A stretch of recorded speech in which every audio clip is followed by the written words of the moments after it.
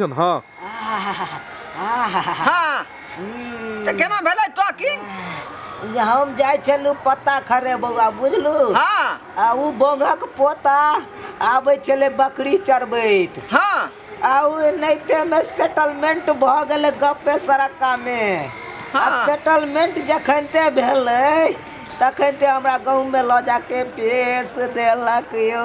आई रे बाप देखियो अपना सब टोक देखियो वहां से हो या कि अहाँ के एते दिन तक कुछ नहीं फर्क पड़े छै, मीठा मीठा दर्द हो छै। हाँ। आज तो जना लागे पेरू फरने जाए। आगे पैर उखाड़ने चाहिए हट तक ये घुसुक तो देखियो तो टोटा का देखियो तो देखा दे हमरा क्या महीना क्या है देखा दे देखा दे ना। ए जोर से नहीं दबियो अरे बाप रे बाप, जोर से पेट नहीं दबियो अरे बाप रे बाप। मैं आगे बेचारी के दुख तो जीजा जी। गेल है जीजाजी एकरा तो होनिहारी छी।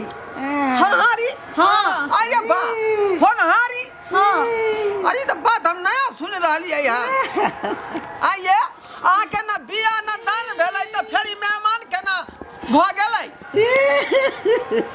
बउआ हुआ द्वारे तो हम काने छी दिन रात।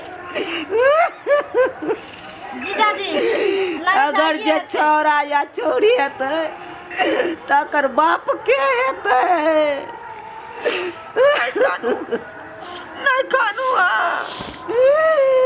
आके ई जे तकलीफ सुन के हमरो जे रहल नहीं जाए धीरज नहीं बांधल जाए दिल के थामू जाऊ छौरा चाहे छौरी होतै ना तो ओकरा कहबै जे ई भेलौ तोहर बाप। नहीं जीजाजी हाँ? किछो से किछो बजने जाय छी। हां अहाँ के एकर बच्चा जे अहाँ के बाप कहत तो हमरा बहिन के बाल बच्चा हमर बहिन दिया बहिन पुत कत जतै। अरे वैसे कोन नुकसान भ रहलै है नुकसान केना नहीं हेतै अब जीजाजी? कोई धिया पुता बाबुए कह देते हमरा तो कोनो फर्क पड़तै एना आ यहाँ थोड़ी होय छै। ककरो बाबू कह देतै। सुनू ना हाँ आई प्रॉब्लम के समाधान निकाले पड़तै ना। हाँ तो की कहै छी अहाँ के गांव घर के मैटर या तो अहीं ना ज्यादा बुझबै। हाँ से तो हम ही जानबै चलू चलू उमर चलू हमरा हॉस्पिटल जहाँ पड़े चाहे जे है DMCH में जहाँ पड़े लेकिन बेचारी के हम जे इलाज कऽ के छोड़बै अहाँ फुचकी नहीं कानू। हम अहाँ के गाँव के छी घर के छी अहाँ के तकलीफ हमर तकलीफ बुझली कि नहीं केना हेतै से बाजू ना। के मेगे बाप रे बा दर्द हो या बउआ बहुते यो।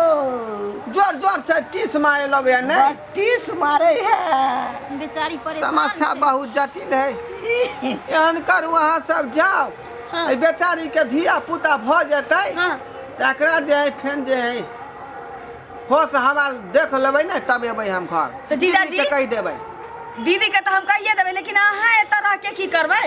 आय अहाँ एतऽ रह के की करबै।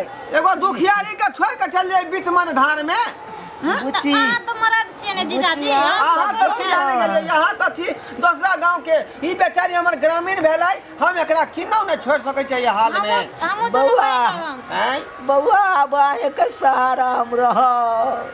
अहाँ के धिया पुता होते हमने कहबै बाबू कहेला हाय फेर आ फालतू बनने जाइ छी। हां हमर बहिन दी बहिन पुत कत जातै रोड पर के मनसा के बाप करतै।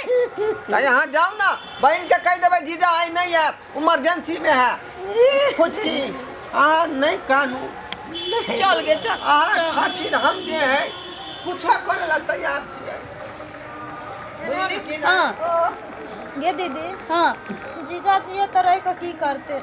उहे तो हमरा नहीं बुझाइए कि जीजाजी एतऽ रह के की करतै।